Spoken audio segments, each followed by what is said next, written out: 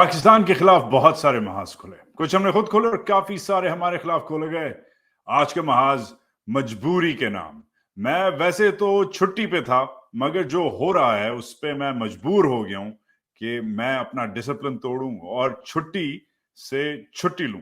दो अहम खबरें जब से 5-6 दिन से जब से मैं चुप हूं। पिछले दिनों में आपका बहुत शुक्रिया, आप लोग वरीड थे, आपने पूछा कि मैं खैरियत से हूं। मैं बिल्कुल खैरियत से हूं, मैंने ट्वीट भी किया था इस मामले में। मगर पिछले 5-6 दिन से इसलिए चुप हूं क्योंकि ये जो होने वाला है और जो हो रहा है इसके लिए छुट्टी की जरूरत थी, रेस्ट की जरूरत थी। पहली खबर ऑब्वियसली मेरे गांव, मेरे होम टाउन कोयटा से अनवार काकड़, मेरे पुराने कॉलीग हैं, मेरे साथ इन्होंने एनडीयू में 1-2 क्लासें भी ली हुई हैं, सेनेटर ऑफ पाकिस्तान है, पीएमएलक्यू में थे, फिर नून में थे, फिर बीएपी में आए, ऑब्वियसली कैंट के हमारे गिराई हैं। पाकिस्तान के आज ये 8वें केयरटेकर प्राइम मिनिस्टर बन गए। कौन है, कहां से आए हैं, किसने लगाए इन्हें और इसका मतलब क्या है? एक तो इस पे बात होगी अगले चंद घंटों में, इस पे बात होती रहेगी। I have known Kakar for a while, he is a very interesting, very well read character, मगर एक बहुत इंटरेस्टिंग टाइम पे वो लगे। उन्होंने जो रिस्पॉन्सिबिलिटी एक्सेप्ट की है, इसका क्या मतलब है, कौन जीता कौन हारा, नून, पिपली या फिर फौज? एक तो ये watch out for that, because Kakar का जो मेरा कोयटा कनेक्शन है वो मैं आपको बताऊंगा। फिर मोर इंपॉर्टेंटली दैन टुडे, 5-6 दिन से इसलिए सन्नाटा छाया हुआ था बिकॉज छुट्टी थी, मगर एक और चीज से सन्नाटा छाया हुआ था कि मैं कोशिश कर रहा था कि जो साइफर की स्टोरी है, जो इंटरसेप्ट की जो कहानी निकली है साइफर पे, साइफर की story is interesting because cipher in itself एक इंटरेस्टिंगली रिपोर्टेड कहानी है, सिंगल सोर्स स्टोरी है, जिन 2 रिपोर्टर्स ने किया है उनमें से एक हमारे साथ आज एक खुसूसी इंटरव्यू में इस व्लॉग में है। मैं उनसे पूछता हूं कि ये स्टोरी, ये साइफर उन्हें कैसे मिला, वो जो फौजी है जिन्होंने उनसे बात की कैसे की, क्यों की, और अब वॉशिंगटन में जिधर वो हैं, वॉशिंगटन में क्या खिचड़ी पक रही है। तो ये साइफर की कहानी पढ़ तो आपने ली, मगर जो इनके मुसन्निफ हैं इस स्टोरी के, उनसे खुसूसी गुफ्तगू, और फिर ऑफ कोर्स जो है अनवार काकड़ के बारे में थोड़ी सी प्रोफाइलिंग। ये है अनकरीब आज के प्रोग्राम और आने वाले प्रोग्रामों की झलकियां। Share, like, subscribe, comment. छुट्टी से छुट्टी लिया मैंने आपके लिए, टाइम ऑफ से टाइम ऑफ लिया, यूजुअली नहीं करता, but I have done it because of the importance of the matter. Stay tuned with me and I will talk to you very soon. अब प्रोग्राम मुलाहिजा कीजिए जो मैंने मुसन्निफ, जो को-ऑथर हैं इस स्टोरी के, साइफर वाली स्टोरी के, उनसे खुसूसी गुफ्तगू की है। वो बातें जो स्टोरी में नहीं है वो हमारे साथ इस गुफ्तगू में हमारे साथ निकली है। वेरी इंपॉर्टेंटली अंग्रेजी में है गुफ्तगू, मगर मैंने उर्दू में तर्जुमा किया है। सो मेरे तर्जुमे की भी दाद दें और हमारे साथ रहें। Share, like, subscribe, comment. Talk to you soon. Pakistan जिंदाबाद। अब ये जो स्टोरी ऑफ द वीक या स्टोरी ऑफ द मंथ या even story of the year है, it's useless to go on and on about it without actually going to the people who wrote it. और मुझे एजाज है, मेरे colleague हैं, मेरे दोस्त हैं, को-ऑथर हैं स्टोरी के, नेशनल सिक्योरिटी रिपोर्टर हैं इंटरसेप्ट के. He's speaking to me from Washington DC. One of the first friends I made when I came to these great United States. Murtaza Hussain, how are you? I'm good, thank you. Thank you for having me. All right. So, well done. Quite the scoop, one must admit. You guys are making a lot of noise back in Washington, where you are, and in Pakistan. I'm going to go back and forth in Urdu and English. I know you're more comfortable in English, but with your permission, Murtaza, I'm also going to sort of, at the end of every exchange, I'm going to, for our audiences, transcribe or translate what you say in Urdu. I hope that's okay with you. Correct me if I'm wrong. No problem, no problem. Okay, so let's just get into this, man. This story is shaking things up. Tell us about the sourcing. The sourcing in all of this is key, and you address that. How did you come across this document? So, as you mentioned, we specified in the story the origins of the source or the nature of the source and the motivations. The reason we did that is because obviously this issue of the cipher has become, over the past year and a half, extremely radioactive inside Pakistan.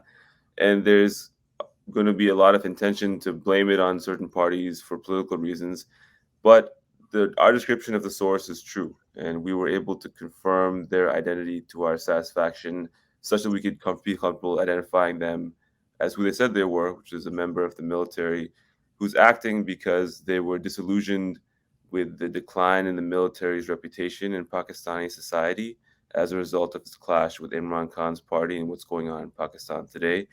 The intervention of the military in democracy, and then finally, a fear that Pakistani society has become so divided over this issue that it could lead to a repeat of the secession of the country, which took place in 1971 when Bangladesh was created. So very, very stark fears, as well as a concern about the dignity and morale of the institution as well too. There was no civilian involved in leaking this document. Imran Khan was not involved, as some former government officials have said. As we describe it, it's correct, and they came to us proactively.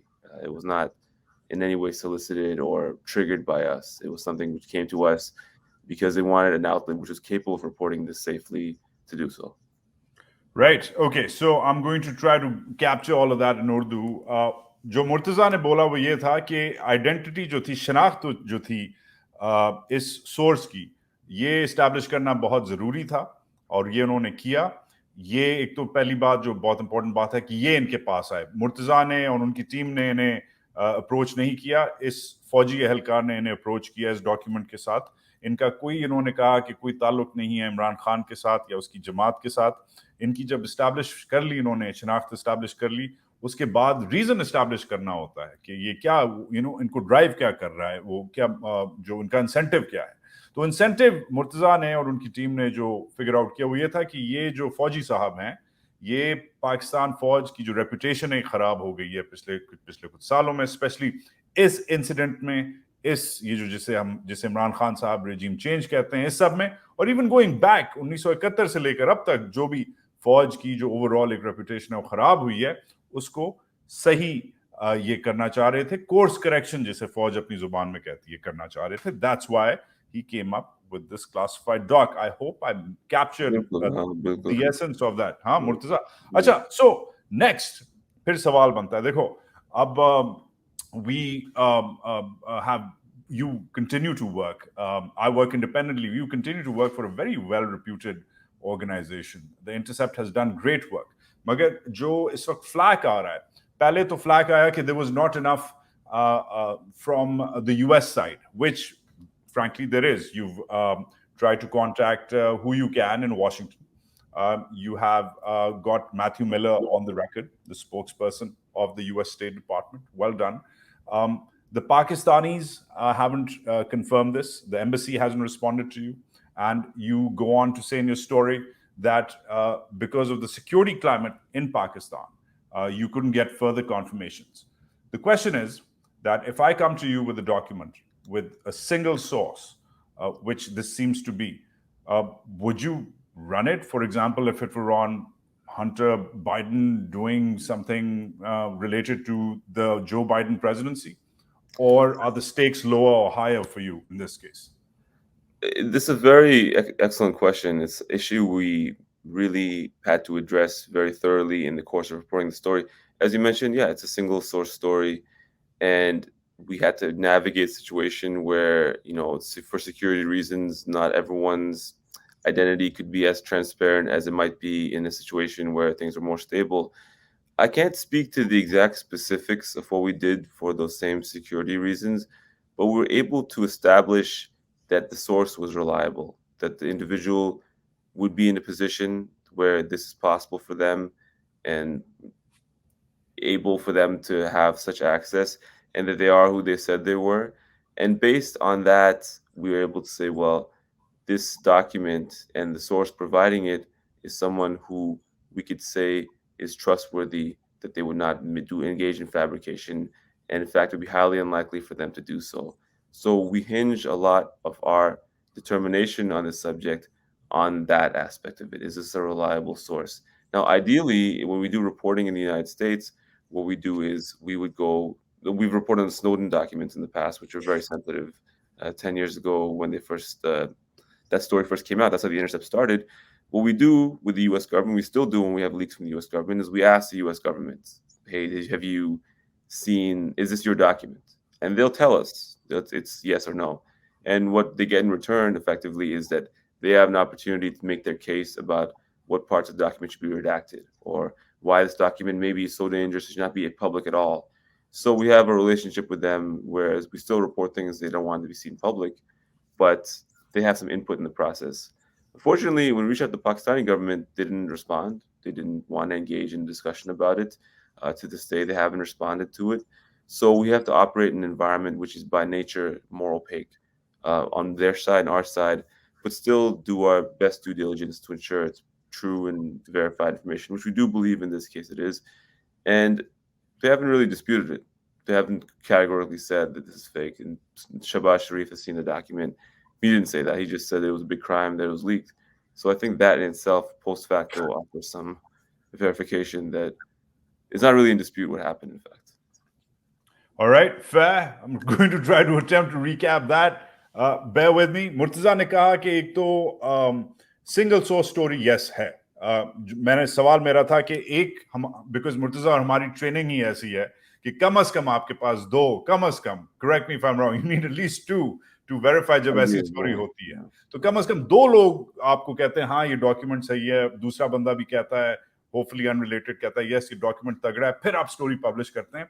मैंने पूछा मुर्तजा से कि अगर मैं आपके पास आऊं और कहूं कि हंटर बाइडन जो बाइडन का बेटा है उसने ये किया है और सिंगल सोर्स डॉक्यूमेंट हो, क्या आप पब्लिश करेंगे? उन्होंने फर्क किया. उन्होंने कहा कि अमेरिका में कम से कम हुकूमत के साथ आपकी एक रिलेशनशिप होती है, एक प्रोसेस होता है, आपको वो कंफर्म करते हैं या डिनाई करते हैं. ये जो एक सन्नाटा जो छा गया पाकिस्तान में वो नहीं होता. सिक्योरिटी कंडीशंस, सिक्योरिटी क्लाइमेट बिल्कुल अलग है.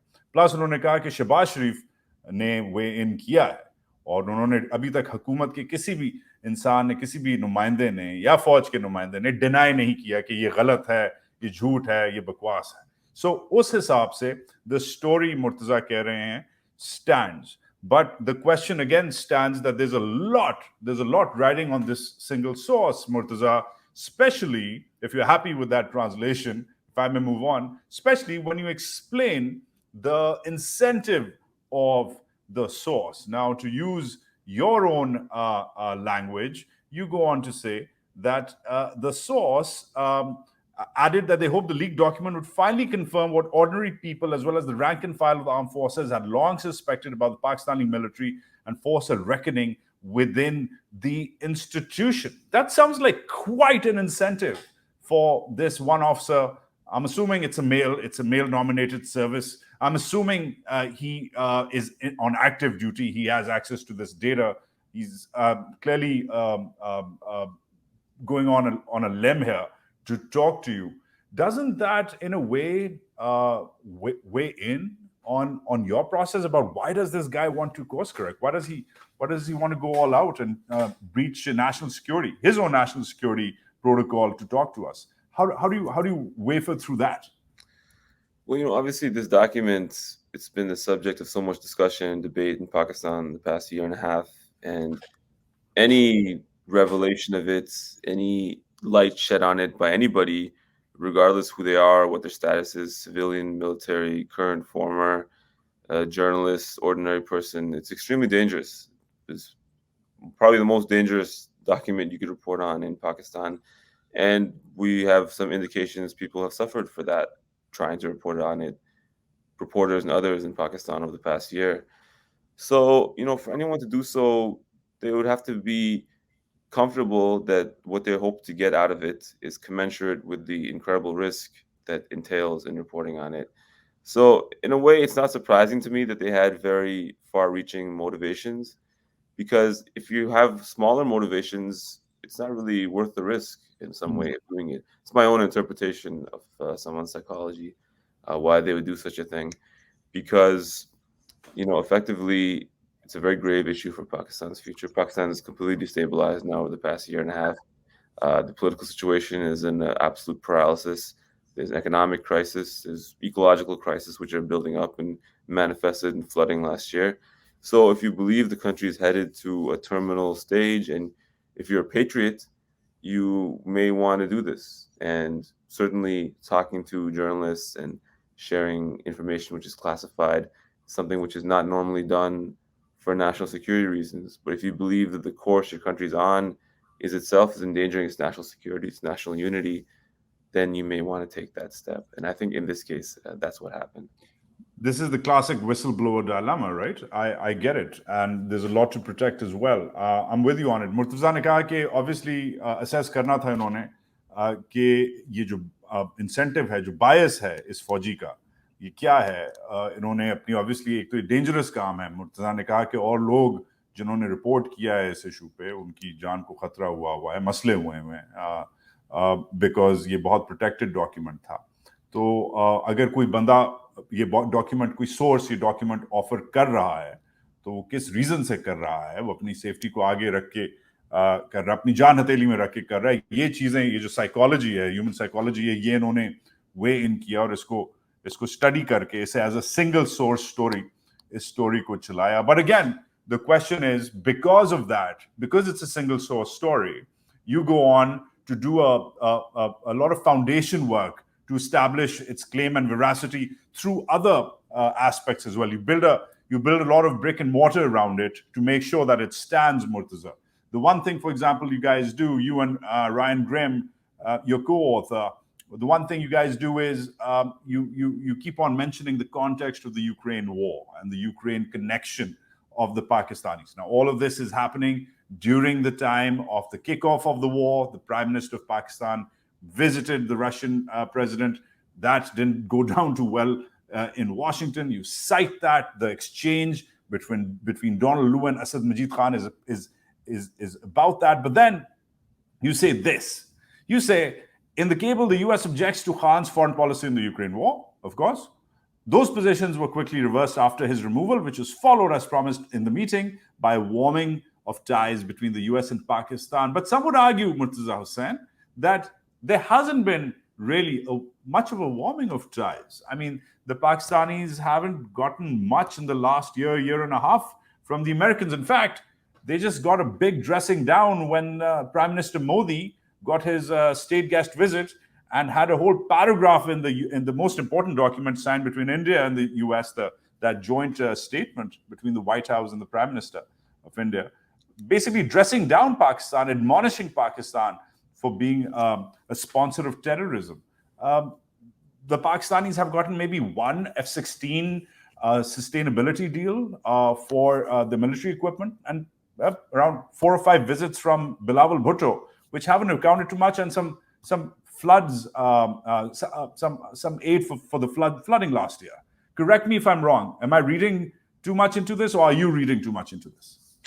Well, you know, last week or 2 weeks ago now, General Kurilla, CENTCOM, was in Pakistan. And shortly thereafter, there was reports in Dawn and other outlets that significant military deal had been signed between Pakistan and the United States to replace a previous deal, 15-year duration, which had expired in 2020 without being renewed. So that deal has continued now, where it clearly has been stalled before. Secondarily, if you look, you can find actually certain contracts and end user documents. They're online and they can be discovered, showing Pakistani arms sales to the US on behalf of Ukraine. Shells, artillery, things which are showing up in the battlefield of Ukraine right now. So these are some incentives for the military as an institution, but then you have to separate the military and the country in some sense, because even if one institution in the country is benefiting in some small marginal way, as you said, the US is still diplomatically aloof from Pakistan. It prefers India very strongly, even though India has been neutral in the Ukraine conflict, which is something the Cipher discusses as well too. And it's never going to choose Pakistan over India, especially the way Pakistan is in this dysfunctional state, even if it likes dealing with the military and is willing to direct funds to the military coffers as it did during the Cold War and War on Terror to some limited degree today. And I think that's the crux of the problem, because as you said, is it really worth it to get rid of your prime minister at U.S. behest, allegedly, if that's what took place, for these quite limited and marginal gains on the part of one institution?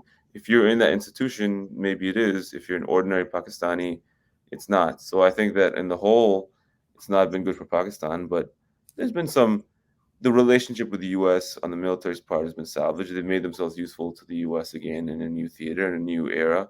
So I think that in itself could be worth it in a narrow sense, but in a broad sense, no. I think it's done a lot of harm to Pakistan.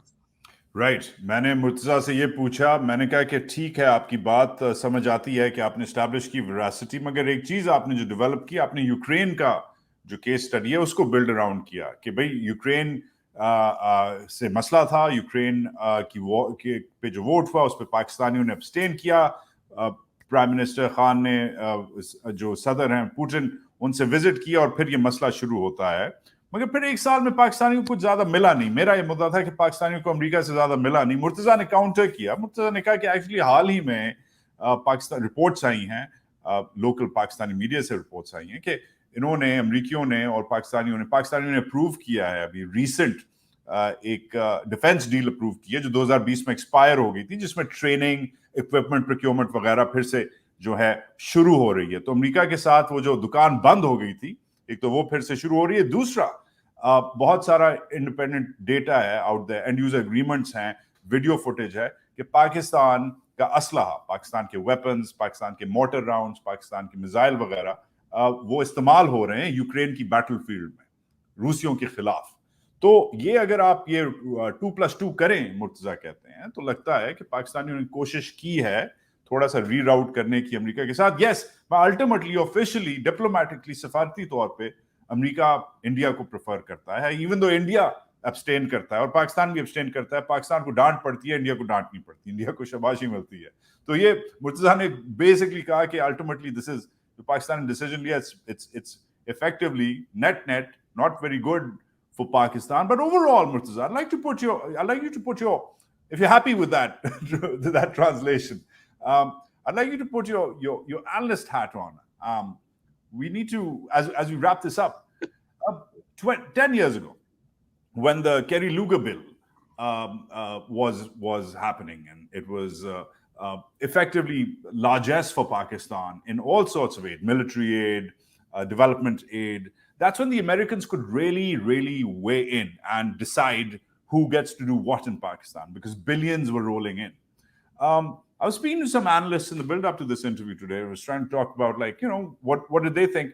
You use the word carrots and sticks in your story, right? That the memo itself, the cipher rather, is sort of like the carroting versus the sticking of what the Americans can or can't do for Pakistan. 12 years ago, when the KLB was kicking in, it was a very different carrot. There's not much of a carrot today.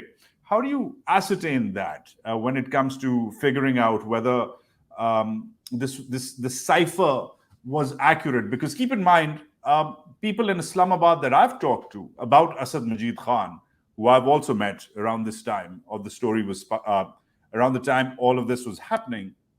Asad Majid Khan is a famous, what they call in the Foreign Office, a cipherologist. He's famous for writing these long communiques. Not saying he's making things up, but he is a colorful character in that sense. And he makes sure that his ciphers get read at the highest level. He also makes a recommendation, a very harsh recommendation, that the Americans be demarched for stepping out of line, for Donald, who stepped out of line, and he should be demarched. What do you make of the carrots versus sticks argument, as well as the tendency for diplomats to slip up? Well, I think that the carrot was basically, as Donald Lu said, all would be forgiven, or really a rectification of damage which had been caused. I think the cipher was more stick, actually. It was much more threats. The threats were much more specific, and the threat specifically was isolation of Pakistan should the vote of no confidence not go ahead or not succeed to remove Imran Khan. So I think really it was more engendering fear and threat on the Pakistani side. And I think even in Pakistan, before this was reported, there was acknowledgement of that. People acknowledge the cipher is real.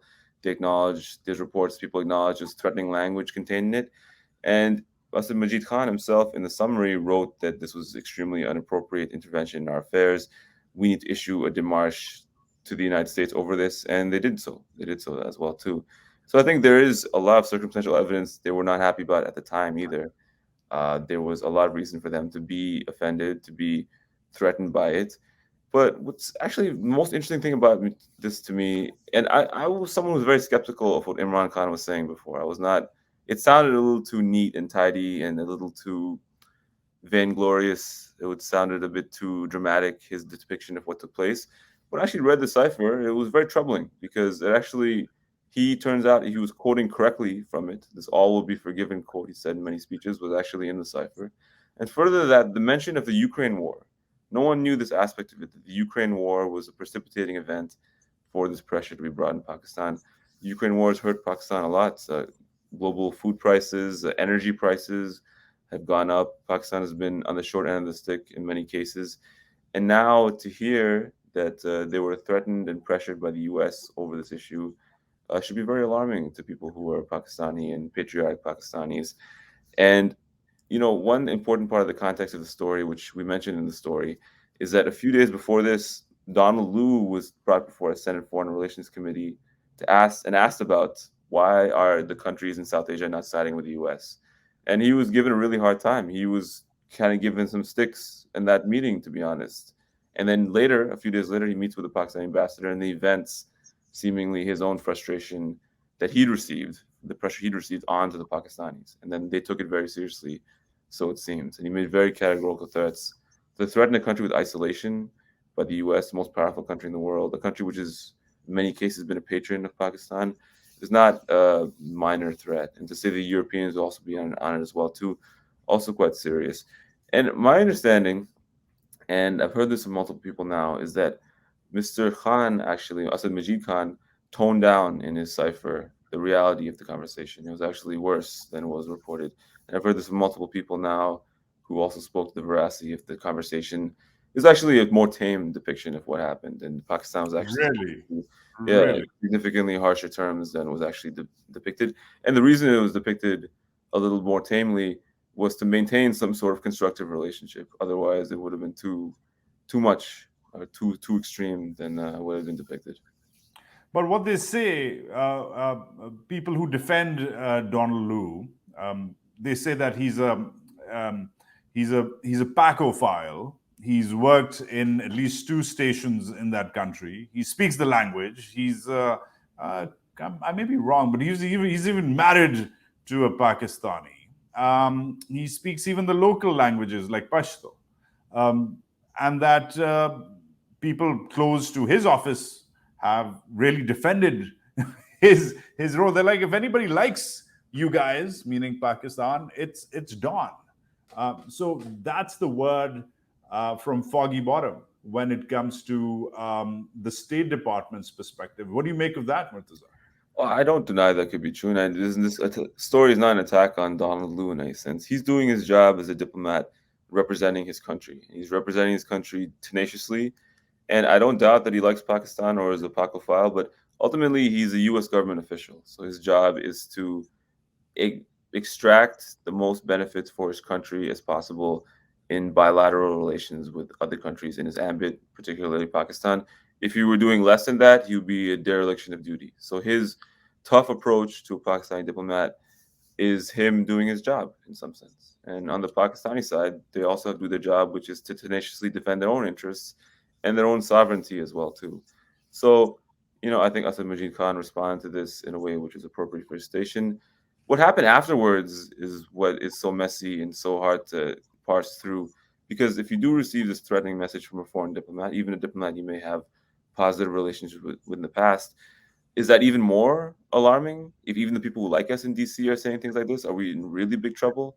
So I think that is another important aspect of it too, because a message like that could come even more coming from Donald Lu. Murtaza, what do you make of? I'm going to try to note everything down towards the end. I don't want to interrupt our stream of thought. What do you make of the fact that of the people involved in this exchange that you've reported on? Donald Lu seems to be doing just fine. He's still got his gig. Asad Majid Khan has been promoted. Actually, he's the boss of the Foreign Office. If anybody's in jail, or in trouble, it's Imran Khan, who's in a death cell in the northwest of that country. How does all of that match up with your reportage, considering you're in Washington today, in the belly of the beast? Yeah, well, it's a power struggle. And really, from Donald Lu's perspective, he didn't do anything that hurt American interests per se. He maybe even helped American interests. Pakistan is more on board with Ukraine than it was before, which is specifically what is being yelled at by the Senate Foreign Relations Committee. That problem has actually been solved now. So, in any thinks he should be rewarded potentially by the Pakistani establishment, even if, well, American establishment, even if he's viewed more complexly in Pakistan as a result of this. From the Pakistani side, the government changed. A new government's in power, and Imran Khan lost the power struggle which was going on even before this conversation took place. And another important nuance I want to add too is that no one's saying that Imran Khan was fine and then this conversation happened and he was kicked out of power. He was in a lot of trouble before this. He was in a very shaky, tenuous ground. He was engaged in an internal power struggle which was going on. He was being targeted for this removal anyways. The no confidence vote was out there. Donald Lu mentioned it in the conversation, not to raise it, doing it. He knew that people were talking about it. But what happened, and I think is very salient, is that the US intervened in the Pakistani power struggle, put very heavy weight on one side of the scale, made a lot of really extreme threats and statements into government officials, which in Majid Khan's Cipher, he noted, came from the White House directly, not just some random State Department official. They thought this is coming from the White House because of how strident it was. And Mhm. then they did it all specifically in relation to this issue of Ukraine. And then we've seen a change in Ukraine policy. We saw before Imran Khan was kicked out of power, former chief Qamar Bajwa gave a speech where he was talking specifically contradicting Khan's policy on Ukraine. Very Yep. strange thing to see happen. Days after this meeting. Days Yeah, after this I think it was about a few weeks after, but the days before Khan was removed. So, all that really adds up to a very troubling picture. And like I said, I was very skeptical of everything about Imran Khan was saying about this before I saw it. When I saw the document, saw the whole context of it, it made a lot more sense. And I think he was embellishing a lot less than it seemed. And this is not even a judgment on who should be the leader of Pakistan. It's not my business per se. But it certainly seems that the US government intervened in Pakistan's internal processes, perhaps more than they intended to, but the actual chronology of events after seems to point very strongly that they had a decisive impact. Right. And before I let you go, Murtaza, time's almost up for us. Thanks for all your inputs. But before I let you go, big question. What's the follow up here? Has the State Department weighed in? Has it confirmed your findings? I know Matt Miller is on record saying he's not going to talk about personal consultations and conversations, but this really is worth them weighing in. Are the Pakistanis, are you still trying to breach through to get some sort of word from the Pakistanis? What's next for you guys? You guys have to get someone on record, especially after all of this whole single source stuff. Well, Matt Miller said something very interesting, which is that he cannot comment on the Pakistani document, but he didn't say the conversation was not real, it didn't happen. In fact, what he said was that this conversation, as quoted, does not represent pressure. So he basically said the words don't mean what they mean, as opposed to saying they never happened. And he's in a position to say it never happened. He can say we have our own records. This conversation is not like this. We never said those words that were said. He didn't say that at all. He said that these words are not indicative of the conclusion we're drawing from them is not that this is pressure put on Pakistan. I'll let people read and decide for themselves if that makes sense. From the Pakistani standpoint, I think yesterday or this morning, Bilal Bhutto said something former foreign minister Bilal Bhutto said something very interesting. He said, first time so they've said things before. They've said that this is a big crime and this is really bad without denying it. He said today for the first time this is inauthentic, but also that Imran Khan should be charged and put on Official State Secrets Act charges for this. So it's a very contradictory statement. What happened? I think that unfortunately in countries which are unfortunately not democratic or they're very opaque, you never always get the full answers you'd like to get. In the US, I can go to the NSA or the CIA or the FBI. They'll sit down with me, have a coffee. We'll talk about their documents and we'll determine what is real, what should be put in, what shouldn't be. And then as a result, what they get out of that is they get some sort of input into our coverage for the purposes of national security. On the Pakistani side, there's no interest in doing so. They just want to, seemingly, they want to have no conversation about it, dismiss it, or issue various threats and so forth to various parties that they blame for it. So unfortunately, that's the reality we have to navigate. And if things were a bit better in Pakistan, maybe otherwise. But I think that the lack of response, they're not confirming it, but the lack of response otherwise in the last 48 hours has told us something about this document. And the US also response, which not denying the contents of the conversation itself, was also encouraging. Right. Murtaza Hussain, I'll let you jump off, but I'm going to recap what you said, mate. Thank you for your time. And again, good luck with your follow-ups. Hamare saath Murtaza Hussain, one of the co-authors of the Intercept story, very clear about how he's reading the scene. पहले तो Murtaza कहते हैं कि जो lack of response है पाकिस्तानियों की तरफ से, that indicates something as well. दूसरा, उन्होंने कहा कि स्टेट डिपार्टमेंट के जो स्पोक्स पर्सन है मैट मिलर, उन्होंने डिनाई नहीं किया. उन्होंने ये जरूर कहा है कि हाँ, आप इंटरप्रेट नहीं करें जो हमने बोला है, मगर उन्होंने ये रद्द नहीं किया इस स्टोरी को. तीसरी बहुत इंपॉर्टेंट बात की उन्होंने कहा, जब ऐसे मुआशरे, ऐसे ममालिक जो ट्रांसपेरेंट होते हैं, ओपेक नहीं होते, उधर आप CIA के पास, FBI के पास वगैरह जाके बैठ सकते हैं, उनसे सवाल पूछ सकते हैं, वो आपको जवाब देते हैं अगर दे सकते हो. और जब वो देते हैं तो फिर इनपुट आता है, वो फिर आपकी स्टोरी में उनका मुद्दा जो है वो पेश होता है. पाकिस्तान में ये हरकतें नहीं होती. जो मैंने सवाल पूछा था उनसे कि साल से ज्यादा हो गया है, डोनाल्ड लू उधर ही है, असद मजीद खान की प्रमोशन होगी, ये खान मारा गया है, the other Khan in this, Imran Khan मारा गया. तो उस पे मुर्तजा का इंटरेस्टिंग ओपिनियन था. उन्होंने कहा था कि लग ये रहा है जिधर से वो बैठे हैं कि the US wanted to weigh in, मतलब US चेंज करना चाह रहा था पाकिस्तान जिस तरीके से जा रहा था, मगर इतना शायद नहीं चेंज करना चाह रहा था जितना हो गया. I hope most of that captured the essence of what you said, Murtaza. Yes, absolutely. All right, well, thanks again, man. Let's talk offline soon. I owe you a tall one when I see you. Thanks again. And Murtaza's Twitter, the Intercept story, everything else, all the details are in the description of our vlog.